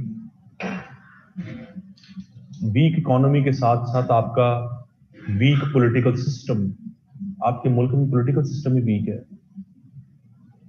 चैलेंजेस जी मैंने आपको बताया, पहला चैलेंज है आपके मुल्क के अंदर टेररिज्म, दूसरा है एक्सट्रीमिज्म एंड रिलीजियस इंटॉलरेंस, तीसरा चैलेंज है जी वीक इकोनॉमी, चौथा चैलेंज है वीक पॉलिटिकल। ये तो अब आपकी जाके कोई 8-10 साल हुए, कोई डेमोक्रेसी थोड़ी बेहतर हुई है, अदरवाइज आपके तो आए दिन मार्शल लॉ लगा होता था। एक गवर्नमेंट घर जा रही है, एक आ रही है, फिर चले जा रही है, फिर आ रही है। आपके मुल्क का तो पॉलिटिकल सिस्टम ही जो है वो स्टेबल नहीं था। और जब तक आपका पॉलिटिकल सिस्टम स्टेबल नहीं है, आप उस लेवल पर जाकर आप उतनी देर अपने इंटरनेशनल रिलेशन सही तरह से डेवलप नहीं कर पाते जब तक आप अंदरूनी सतह पर ठीक नहीं। एक इंसान है, वो बीमार है, उसको बुखार है, उसको सर दर्द कर रहा है, उसका दिल करेगा किसी से बात करने को? नहीं करेगा। अंदरूनी तौर पर वो कमजोर है, अंदरूनी तौर पर वो ठीक फील नहीं कर रहा है, इसलिए वो कैसे दूसरे से, उसका कैसे दिल करेगा कहीं घूमने फिरने को, किसी से बात करने को? इसी तरह से आपके डोमेस्टिक अफेयर्स है। अगर आपके डोमेस्टिक डायनामिक्स, आपकी इंटरनल डायनामिक्स स्टेबल नहीं है, तो आप एक्सटर्नल आप अपने आप को क्या रिप्रेजेंट करेंगे? और यही चीज लीड कर रही है आपके फॉरेन पॉलिसी फेलियर पे। अगला पॉइंट आपका फ्रेजाइल फॉरेन पॉलिसी है, वीक फॉरेन पॉलिसी है, जिसमें आप लॉबिंग नहीं कर सके इंटरनेशनल लेवल के ऊपर, मुल्कों के साथ ताल्लुकात नहीं बना सके, क्योंकि आप वॉर एंड टेरर लड़े थे, आइसोलेट हुए थे। एक बड़ी एनार्किक हिस्ट्री से आप गुजर के आए, जहां पर कभी किसी के साथ, कभी किसी के साथ, कभी किसी के साथ रिलेशन बन रहे हैं, कभी किसी वॉर का हिस्सा बन रहे हैं, कभी किसी वॉर का हिस्सा बन रहे हैं। आज तक तो आप स्टेबल ही 10-15 साल आप स्टेबल नहीं हो सकते। पूरी हिस्ट्री उठाकर देखें पाकिस्तान के, कोई आपको कंसेक्टिव 5 से 10 साल नजर नहीं आएंगे जहां पाकिस्तान स्टेबिलिटी के साथ जो है वो अपने मामला चला रहा हो। 10 साल पाकिस्तान में ऐसे नहीं है 70 साल हिस्ट्री में। जहां पे आप कहेंगे हाँ ये 10 साल बहुत, ये 10 साल बिल्कुल स्टेबल थे, पाकिस्तान में कोई इश्यूज, तो आप फॉरेन पॉलिसी लेवल पे भी फेल है। तो ये कुछ चैलेंजेस हैं जो आपको सही इन ट्रू एसेंस एक ग्लोबलाइज्ड स्टेट नहीं बनने देते।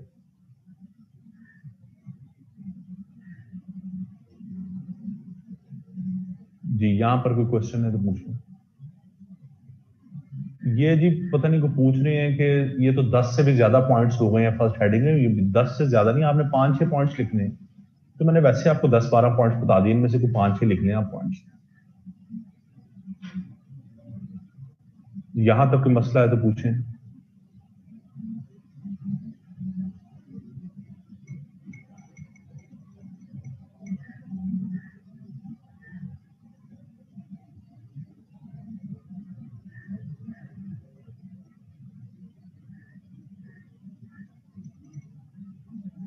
जी मैं हॉट टॉपिक्स बता देता हूं, आप पहले मेरे सवाल का जवाब दे दें, आपको समझ आ रही है, अभी हम हॉट टॉपिक्स पे बात कर लेते हैं।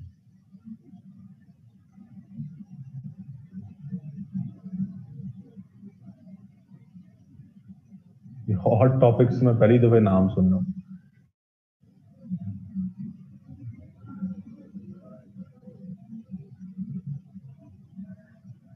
अच्छा जी, इसके बाद बात करते हैं पाकिस्तान के, हम इन चैलेंजेस को कैसे कोप अप कर सकते हैं, क्या सॉल्यूशंस हैं। सॉल्यूशंस यही हैं कि सबसे पहले तो स्ट्रक्चरल इकोनॉमिक रिफॉर्म्स लेके आए अपने मुल्क में, अपनी इकोनॉमी को बेहतर करें। आप अपने सबसे पहले अपनी जो डिपेंडेंस है दूसरे मुल्कों के ऊपर इंटरनेशनल गवर्नमेंटल ऑर्गेनाइजेशन से, वो खत्म करें। जब तक आप इकोनॉमिकली स्टेबल नहीं है आप कुछ भी नहीं कर सकते। स्ट्रक्चरल इकोनॉमिक रिफॉर्म्स लानी होंगी आपको,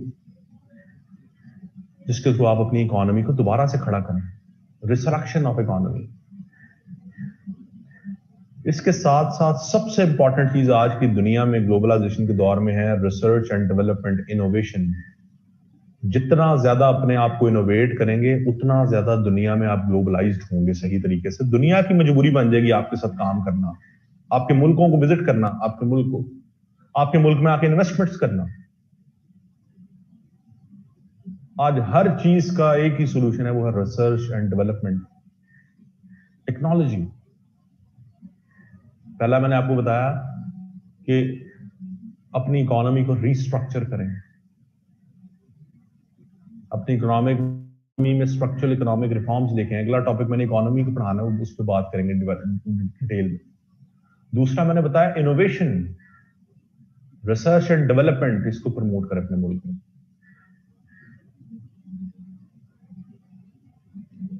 तीसरा, आपके मुल्क के अंदर सबसे ज्यादा जरूरी है कि आप नेशनल इंटीग्रेशन को प्रमोट करें।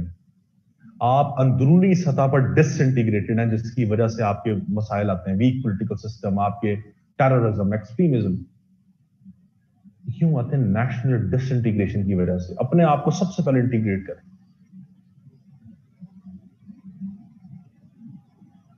जो चैलेंजेस हैं उसी तरतीब में, बेहतर तो यही है कि उसी तरतीब में आप सोल्यूशन दें तो ज्यादा बेहतर हो।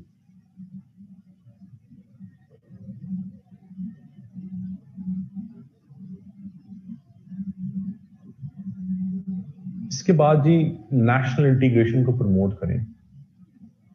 उसके बाद आप बात करेंगे कि आपकी जो है वो सिक्योरिटी अपरेटस बहुत स्ट्रांग होना चाहिए टेररिज्म को कोप अप करने के लिए। जल्दी से जल्दी टेररिज्म को जड़ से उखाड़े। मिलिट्री ऑपरेशंस तो आपने कर लिए, अब वो नॉन काइनेटिक मींस के थ्रू आप ये टेररिज्म को खत्म करें। जब तक टेररिज्म खत्म नहीं होगा, सिक्योरिटी डायलेमा पाकिस्तान के लिए रहेगा, तब तक जो है आपके मुल्क में तरक्की नहीं आ सकती।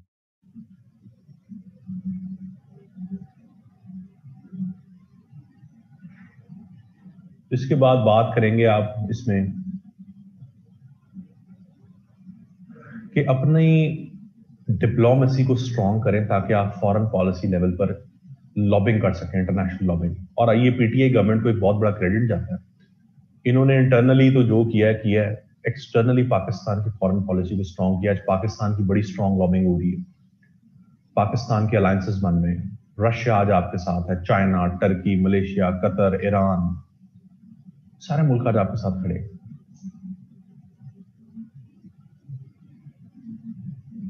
पाकिस्तान की इमेज बिल्डिंग करें दुनिया में, आपको दुनिया में टेररिस्ट स्टेट के नाम पे जाना जाता है। पर्सनल आपको मैं बता रहा हूं, पर्सनली बता रहा हूं, मैंने ये चीजें एक्सपीरियंस की है बाहर।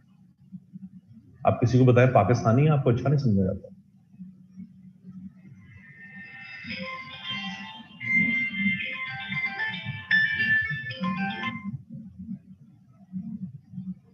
मैं जर्मनी में था आज से 3 साल पहले, तो वहां पे जौहर सलीम थे, पाकिस्तान के एम्बेसडर जर्मनी में। उन्होंने एक बहुत अच्छा इनिशिएटिव लिया पाकिस्तान को का एक इमेज बिल्डिंग के लिए।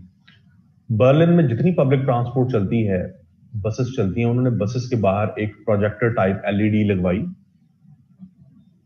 डिजिटल कहते हैं। उसके ऊपर पाकिस्तान की एक स्लाइड्स चलवाई उन्होंने ना, वो एक वीडियोस थी उसके, उसमें ये जरा म्यूट कीजिएगा जी।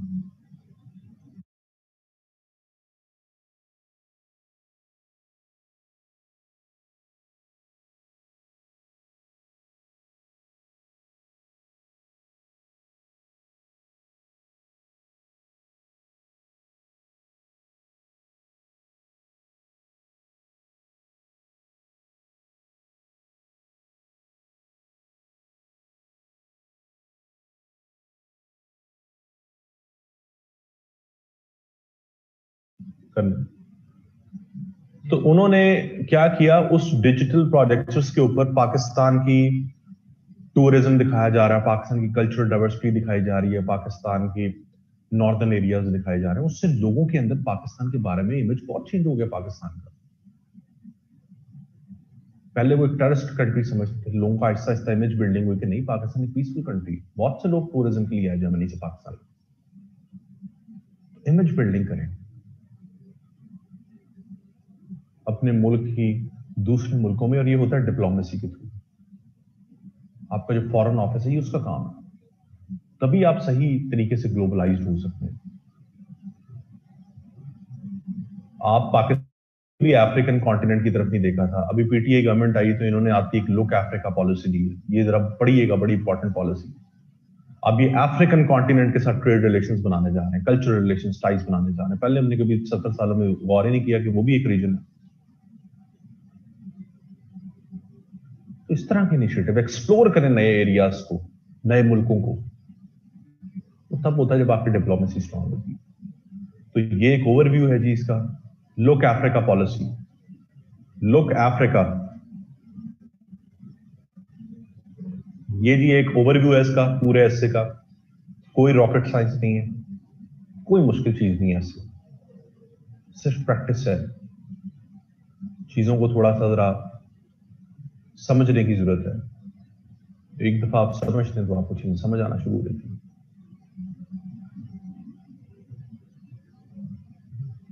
जी अब आपके जो सवालात हैं, हमारे पास 15 मिनट हैं अभी, आप सवाल मुझसे पूछ सकते हैं। किसी किस्म की कोई कंफ्यूजन, कोई क्वेश्चंस वगैरह हैं तो पूछें जी।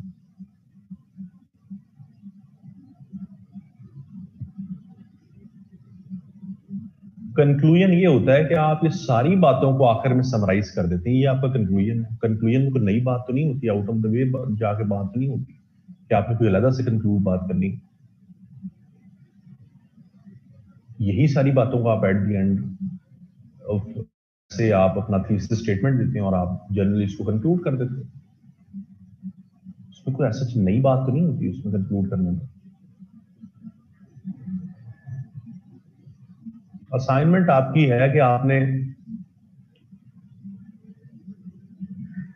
आउटलाइन बनानी है एक टॉपिक के ऊपर। टॉपिक जरा लिख लें, ग्लोबलाइजेशन लिखें जरा topic. Globalisation has created more problems than solutions. Globalization has created more problems than solutions. फिर रिपीट कर दूं, globalization has created more problems than solutions.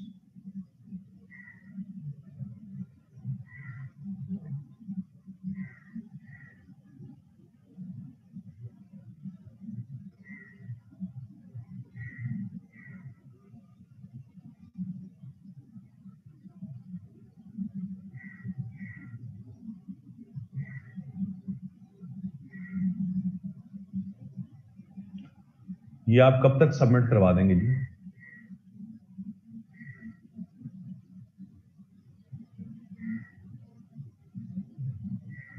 चलें सबमिट करवा दें आज।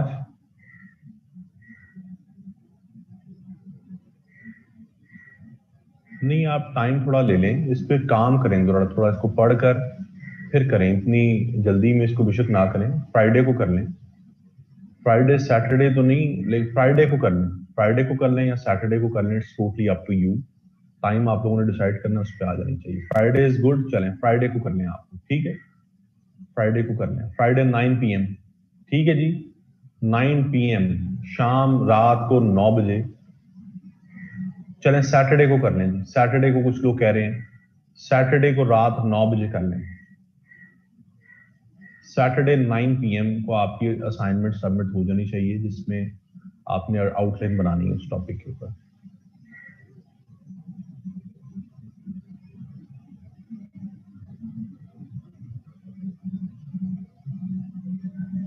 देखें, आप में से कुछ student, I am busy on Saturday, अगर आप बिजी हैं तो आप फ्राइडे को सबमिट करवा दें, कोई ऐसा इशू नहीं है।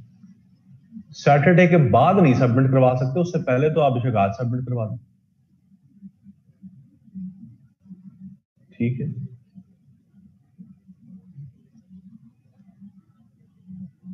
Can you please take me on audio, I have a question जी। इनको ऑडियो पे लें जी, जहां से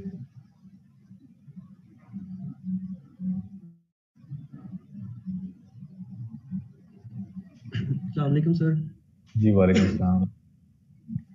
सर वो मैंने पॉइंट ये पूछना था, जो आपने फैक्टर्स में बताया ना कि वो आपने तो मतलब आप काफ़ी सारे पॉइंट्स बता दिए हैं, तो अब इनमें कोई इस तरह की कैटेगरी है कि मतलब मोस्ट इम्पॉर्टेंट कौन कौन से होंगे, मतलब पहले आएंगे पॉलिटिकल आएंगे, या फिर इकोनॉमी के हवाले से आएंगे, या फिर उसके फिर सोशल आएंगे, फिर कल्चरल, एजुकेशनल। अब ऐसा ना हो कि मतलब मैं सी पैक को छोड़ के PSL की इंपॉर्टेंस लेके आ रहा हूँ सर, वो मतलब लीस्ट इंपॉर्टेंट जो होगा। तो इसकी कोई कैटेगरी है कि हमें कौन से पॉइंट्स मतलब मोस्ट इंपॉर्टेंट है ये पहले लिखने हैं, फिर सेकंड नंबर पे ये दूसरे मतलब कौन से लिखने हैं? देखिए, अच्छा सवाल है उन्होंने पूछा है। देखिए जहांजेब, इट्स ये ना आपके ऊपर डिपेंड कर रहा होता है कि आपके दिमाग में जो आइडियाज हैं, जब आप उसको आउटलाइन की शक्ल दे रहे हैं तो आपको कौन सा आइडिया पहले डिस्कस करना है। ये हर टॉपिक के अंदर वेरी करता है। ये बिल्कुल आपने सही बात की है, जैसे मैंने आपको भी बताया, मैंने आपको इंपॉर्टेंट इश्यूज बताए ना, पाकिस्तान ग्लोबलाइज कैसे हो रहा है। पहले हमने इश्यूज को डिस्कस किया, रीजनल पॉलिटिकल, उसके बाद हमने कॉरिडोर्स को डिस्कस किया, फिर हमने रीजनल ऑर्गेनाइजेशंस को डिस्कस किया, फिर हम आहिस्ता आहिस्ता कल्चर वाली साइड पे, ठीक है? तो इसी तरह से आपको हर टॉपिक में पहले ब्रेनस्टॉर्मिंग करके ये देखना है, सोचना है कि इसमें कौन सा इंपॉर्टेंट टॉपिक, इसका क्राइटेरिया स्टैंडर्ड नहीं है। ये डिपेंड करता है आपके पास किस किस्म का नॉलेज है उस ऐसे को अटेम्प्ट करने का, और उस आप किस तरह से, आप कैसे समझते हैं कि कौन सा पॉइंट इंपॉर्टेंट है, कौन सा नहीं। ये वेरी करता है, इसका कोई स्टैंडर्ड नहीं है। Okay. ठीक है, अगर कोई कल्चरल ग्लोबलाइजेशन के ऊपर ऐसे आ जाए, ठीक है, फिर आपको पॉलिटिकल तो नहीं लिख सकते, फिर आपको कल्चरल पॉइंट्स लिखने होंगे। ग्लोबलाइजेशन के ऊपर कोई ऐसे आ जाए जो जो कल्चर के ऊपर डोमिनेट कर रहा हो, कल्चर उस ऐसे के अंदर डोमिनेट कर रहा हो, फिर आप कल्चरल वाले पॉइंट्स को पहले लिखेंगे। तो डिपेंड करता है स्टेटमेंट के ऊपर। ठीक है बात समझ आ रही है आपको? जी बिल्कुल सर, बस यही क्वेश्चन था sir, thank you very much. Hard form में नोट्स मिल सकते हैं ऐसे और आउटलाइन के बारे में। मैं नोट्स कभी भी प्रोवाइड नहीं करता स्टूडेंट्स को। उसकी एक रीजन ये है कि मैं अगर नोट्स आप सबको दे दूंगा और आप जैसे बाकी क्लासेस को जिनको मैं पढ़ाता हूं उनको नोट्स दे दूंगा और आप सब लोग मेरे नोट्स पढ़ के पेपर दे देंगे, तो आप डिफरेंशिएट कैसे करेंगे? जो टीचर आपको नोट्स प्रोवाइड करते हैं वो आपकी जो थिंकिंग है, आपकी क्रिएटिव थिंकिंग है, उसको उसको खत्म कर रहे होते हैं, वो आपका नुकसान कर रहे होते हैं और आप अपना नुकसान कर रहे होते हैं। कंपैटिटिव एग्जाम्स में कभी भी आसानियां नहीं ढूंढते, खुद चीजें एक्सप्लोर करें। ये मुश्किल तो लगता है लेकिन ये लॉन्ग टर्म प्रोसेस होता है, इसी से आप सीखते हैं। मैंने कभी किसी को नोट्स नहीं दिए, ठीक है? खुद पढ़ें। मैंने आपको एक आइडिया दे दिया, मैंने आपको एक टेक्निक पढ़ा दी, मैंने आपको एक ये बता दिया कि कहां से आपको डेटा मिलेगा, मैंने आपको दिया कि एक टेक्निक ऐसे अटेम्प्ट कैसे होता है। हमने एक ऐसे को डिस्कस कर लिया, उसको थॉरो, मैंने आपको एक उसको थॉरली एक कंप्रिहेंसिव उसका एक ओवरव्यू दे दिया। अब इसके अलावा और क्या रह जाता है? अब यही रह जाता है कि मैं पेपर दूं आपकी जगह, तो ये तो हो नहीं सकता। वो तो आपको खुद देने पड़ेंगे। तो जो है ना, ये चीजों को खुद स्टडी करना सीखें, चीजों को ना खुद देखें, और जो टीचर नोट्स देते हैं नोट्स ना पढ़ें। जो टीचर आपको नोट्स दे रहा है उसके बहुत से आप जैसे स्टूडेंट्स हैं जो जिनको जो उनसे वो नोट्स ले रहे हैं। तो आप में और दूसरे में फर्क क्या रहा? कंपैटिटिव एग्जाम्स में यही तो आपने फर्क करना है, अपने आप को डिफरेंशिएट करना है। और डिफरेंशिएट आप तब करते हैं जब आप थॉरली चीजों को पढ़ते हैं। नोट्स वाले चक्रों में ना पढ़ा करें, सिर्फ ऐसे नहीं, किसी भी जो सब्जेक्ट है उसमें किसी के नोट्स ना पढ़ें, वो उसकी मेहनत है, खुद मेहनत करें। ये मेहनत करना ना मुश्किल लगता है, हम पाकिस्तानी अवाम, हमें मेहनत करने की जरूरत जो है ना वो आदत नहीं होती शुरू से। हम एज अ सोसाइटी जो है ना वो जो है वो मेहनत नहीं करते, आदत नहीं ना होती। तो इसलिए ये चीजें खुद मेहनत किया करें, किसी के नोट से ना पढ़ें।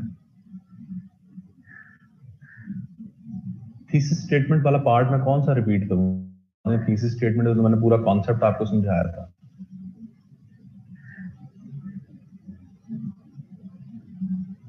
नूरुल हुदा इसके स्टेटमेंट के अगेंस्ट नहीं आपने जाना। मैंने आपको एक चीज समझाई थी कि आप ये नहीं कह सकते कि ग्लोबलाइजेशन ने सॉल्यूशन ज्यादा दिए हैं दुनिया को, प्रॉब्लम्स कम दिए नहीं। ठीक है, कॉन्सेप्ट थीसिस स्टेटमेंट का ये है कि थीसिस स्टेटमेंट आपका स्टांस है टॉपिक के ऊपर, मौकफ है। उस स्टांस को आप आगे जस्टिफाई करते हैं जब ऐसे लिखते हैं, मौकफ है। और सबसे पहले आपने टॉपिक के ऊपर अपना स्टांस वाजे करना होता है, मौकफ वाजे करने होता है, उसकी जस्टिफिकेशन में आपने आगे पूरा ऐसे लिखना होता है।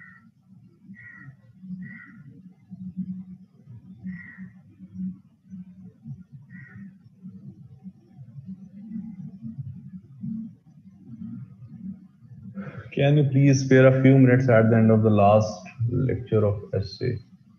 Want to get few pointers from you regarding। जी मुझे याद करवा दीजिएगा, हम इस पे बात कर लेंगे जी। कंपलसरी सब्जेक्ट्स को कैसे प्रिपेयर करना चाहिए, सेल्फ स्टडी कैसे करनी चाहिए, इस पे बात कर लेंगे हम आपकी एसए की क्लास के अंदर। मेरे अब मेरा ख्याल 4 लेक्चर्स आप लोगों के साथ हो गए, 2 रह गए हैं, तो कल लास्ट हमारा लेक्चर में आप मुझे याद करवा दीजिए, हम इसको डिस्कस कर लेंगे।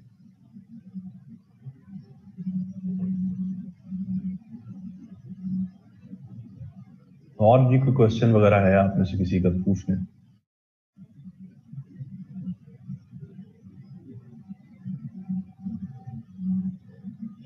टॉपिक्स की इजाफा के एक्सपेक्टेड कोरोना पे जरूर आएगा, लेकिन कोरोना पे ना करें आप। हर कोई कोरोना पे तैयार करके जाएगा, हर कोई तैयार करके जाएगा, और 90% लोग कोरोना पे लिख रहे होंगे। तो कोरोना पे आप आएगा जरूर, लेकिन कोशिश करें कि उसको अवॉइड करें। कोरोना इंपॉर्टेंट है, ग्लोबलाइजेशन इंपॉर्टेंट है, creation of new provinces important है, उसके बाद क्लाइमेट चेंज इंपॉर्टेंट है। क्लाइमेट चेंज के साथ साथ पाकिस्तान के ना रीजनल पॉलिटिक्स पे मुझे जरूर लगता है इजाफा आएगा, रीजनल एपरेटस पे, जो चेंजिंग रीजनल डायनामिक्स हैं और वो पाकिस्तान पे कैसे इंपैक्ट डाल रही हैं, इसके ऊपर रीजनल को स्टडी करें लाजमी। रीजन को जो डेवलपमेंट्स हो रही हैं जरूर आएगा। मेरी किताब, मेरी ये सारी आउटलाइंस है। मेरी किताब एसे एसेंशियल्स के नाम से मैंने किताब लिखी है, उसमें 25 आउटलाइंस हैं, 25 एसेस की outlines, introductions, conclusions, thesis statements हैं।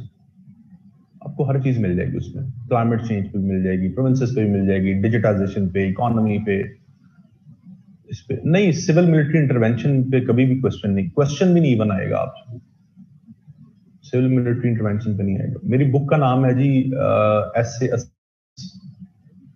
एसे एसेंशियल्स के नाम से मेरी किताब है। जो लोग लाहौर में रहते हैं उनको तो वर्ल्ड टाइम्स से या फिर उर्दू बाजार से या फिर मेन मार्केट से, कहीं से भी बुकलेट से मिल जाएगी।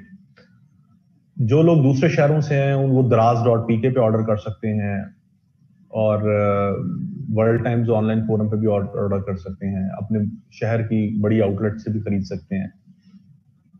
इसका लेटेस्ट वर्जन लेना है, अपडेटेड वर्जन, उसमें 25 आउटलाइंस हैं, पुराना नहीं लेना, उसमें 15 आउटलाइंस है।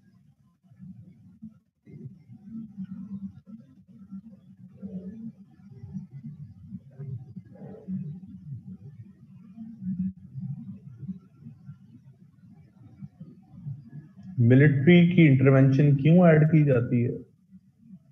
समझा नहीं हूं मैं इसका क्वेश्चन आपका। सिविल मिलिट्री रिलेशंस एक कंट्रोवर्शियल टॉपिक है, इसके ऊपर ऐसे तो नहीं आएगा। आपसे इम्तिहान में ये तो नहीं पूछा जाएगा जी मिलिट्री पाकिस्तान में डोमिनेट करती है, हम कैसे मिलिट्री का रोल खत्म कर सकते हैं, ये कैसे हो सकता है? वो एग्जामिनर भी उठाया जाएगा, मिसिंग पर्सन, इस तरह के टॉपिक नहीं आते। ये आपके ऑल द कोर्स का हिस्सा जरूर होते हैं, लेकिन इस तरह के टॉपिक्स जो है वो नहीं आते होते।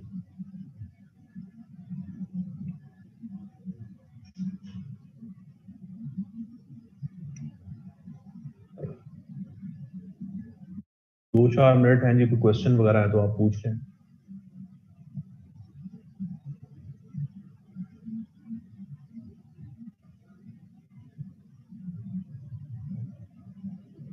चलें मैं पूछ रहा हूँ, क्वेश्चन पूछ लें। वो वीगो की बातें शुरू हो गई हैं, आप ये सीरियसनेस है आपकी क्लास के अंदर। डेमोक्रेसी पे आता है ऐसे जी, आ सकता है। डेमोक्रेसी पे तो ऑल टाइम फेवरेट टॉपिक है, डेमोक्रेसी हर दफा ही आता है ये। लेकिन ये नहीं पता होता कि डेमोक्रेसी की कौन सी डायमेंशन पे ऐसे आ जाए। डेमोक्रेसी बहुत बड़ा टॉपिक है, इस पर किसी भी डायमेंशन से ऐसे आ जाते तो आप जनरली इसको पढ़ लें। हमारी दफा ये ऐसे 2019 में आ गया था कि democracy and illiteracy can not go hand in hand, इस तरह का टॉपिक था। अर्बनाइजेशन पर बिल्कुल आ सकता है जी, बड़ा इंपॉर्टेंट टॉपिक है। अर्बनाइजेशन बहुत इंपॉर्टेंट टॉपिक है, अनप्लान्ड अर्बनाइजेशन, मुझे लगता है कि इस दफा इस पे आएगा टॉपिक। वाटर क्राइसिस आ सकता है जी, पानी के मसले के ऊपर ऐसे आ सकता है। इंपॉर्टेंट है, पानी का मसला बहुत इंपॉर्टेंट है।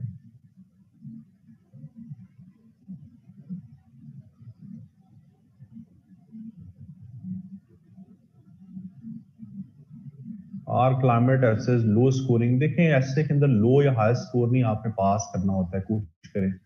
क्लाइमेट चेंज एक इशू बेस्ड टॉपिक है, इस पर अगर आप अच्छा ऐसे लिखते हैं तो आ जाते हैं 40-45 नंबर आ जाते हैं। Are you to give another attempt? जी मैं अटेम्प्ट दूंगा जी, एक आखिरी मेरी अटेम्प्ट रहती है, मैं दूंगा अटेम्प्ट।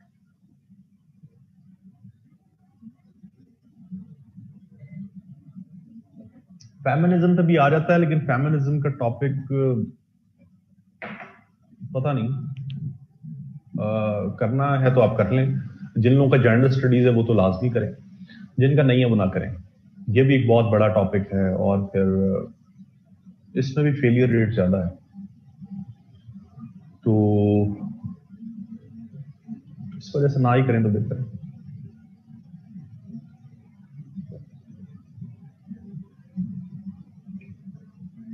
आयर में तो सिर्फ इसकी एक थ्योरी है ना, आयर में थ्योरी है बस इसकी। चलें जी, कोई क्वेश्चन नहीं है तो फिर मैं इसको वाइंड अप करता हूँ। कोई क्वेश्चन वगैरह लास्ट भी है तो पूछ लें। Those who chose technical subjects like accounts, math, and law